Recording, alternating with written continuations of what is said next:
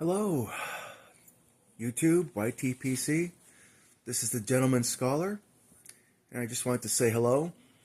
Um, Beautiful summer day, so of course I'm sitting indoors. Have a dentist appointment today, so of course I can't feel like I can fully relax when I know that there's some appointment coming up. So of course, the thought of sitting out there with my pipe or anything like that is kind of waylaid because I know that the time has to end and I have to watch the clock. I know I'm probably on the spectrum or something. But and there's also the next door neighbor who will probably want to chitter chatter the whole time. Lovely lady, but sometimes you just want to be left alone out in the sunshine and nature. Anyway, wanted to thank Southern California Piper Dave for the letter that he sent me.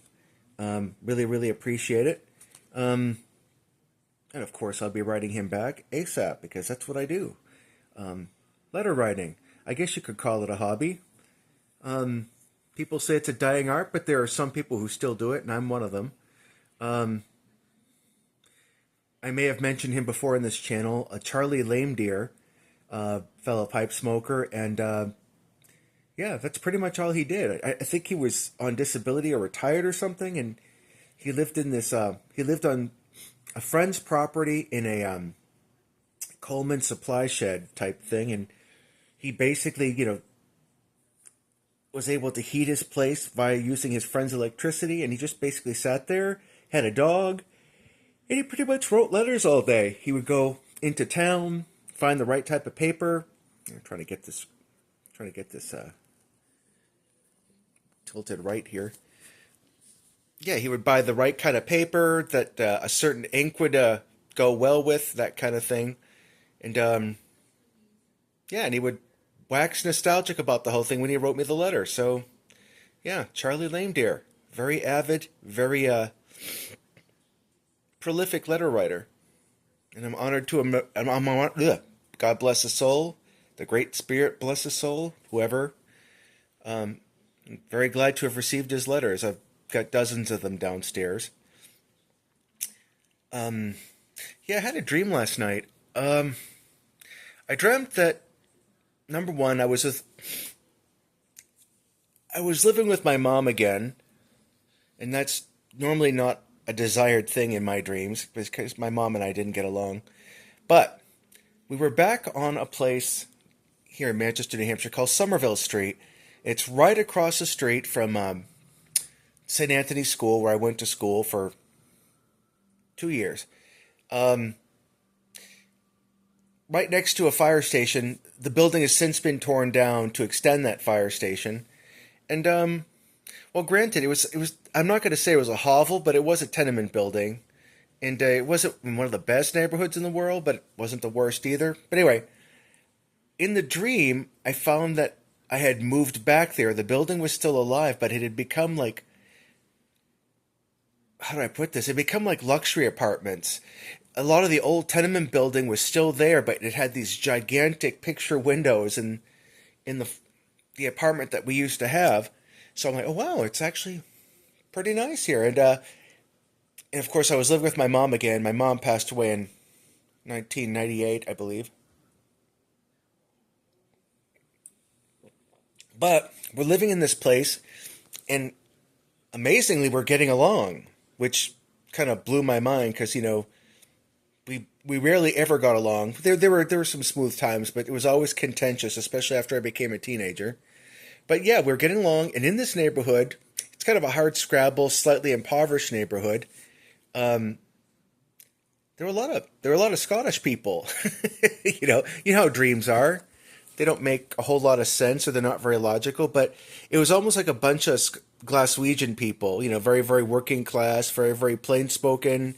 They call a spade, as they say, and it seemed like the whole neighborhood knew us, knew me, and it was almost like we were growing up in a community together, kind of like one of those communities that look after each other. And there was supposed to be a yard sale. I had to go and pick up stuff for a yard sale to put on the table. I think I was going to sell some books. I could see where that came from in my dream. So this morning I wrote about all this, Oh, no, there's also an element of my having come back from a long journey, so and my my luggage is packed with dirty clothes, and I had to get them clean soon. That obviously comes from my air travel career. But I sat down and wrote about this dream. I came to a realization that there was acceptance there. There wasn't like, oh God, I'm stuck back here again. Because yeah, I mean,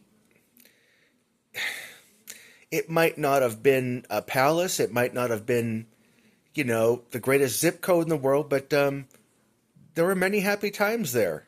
I remember like reading out on the back deck, tons of comics, and looking down at the neighbors below me, watching as they basically lived out their lives because they would come and go in the driveway, and I heard their interactions. There were great songs on the radio. I mean, like I said, I guess it's that time of childhood innocence. But yeah, I was actually happy about this dream. I felt weirdly like coming home. And as I wrote about this dream, I came to realize that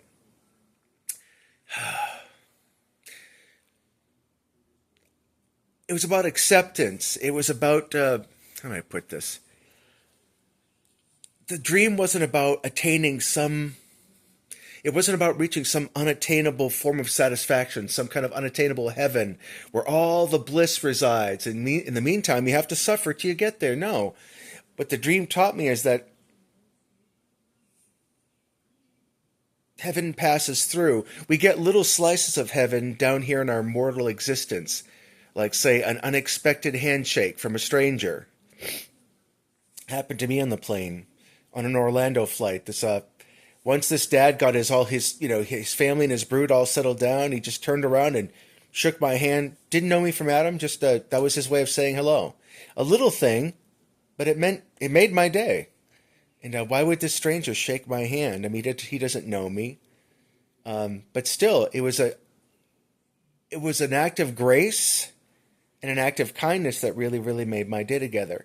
It really, really, it warmed my heart, I guess, if I can sound all Pollyanna about it. When a stranger smiles at you for no apparent reason because they feel good and they just smile at you because you're a fellow human being. Stuff like that. Or even something as simple as Ace Hardware Store, like down the street. I had to go get some light bulbs to fresh bulbs to, replace the nightlight lamp with. And the clerk was like an old-fashioned, could tell he's probably a retired guy, grateful to be working again, and he was just an old-style professional clerk, and thank you for your business, that kind of thing. And again, a small thing. I mean, don't get me wrong, it hasn't won me over to shop at that store only, that kind of thing. But it was just basically kind, common civility to a stranger. And granted, he's paid to do it, but still.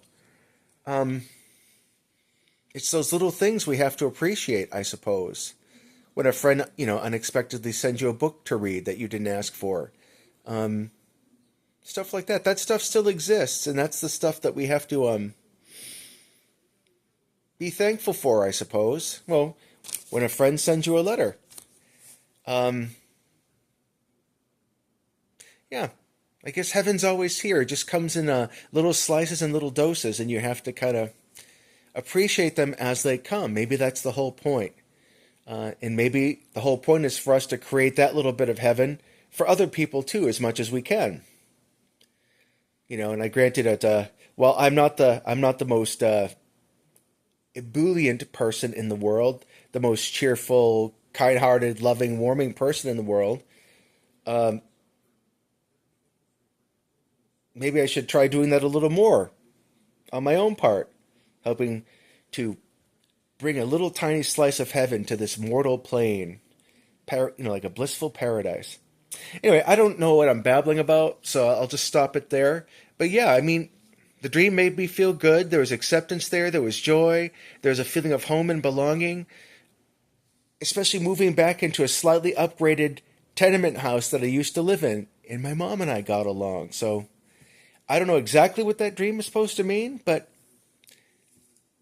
it can't be a bad thing, and I'm grateful for it.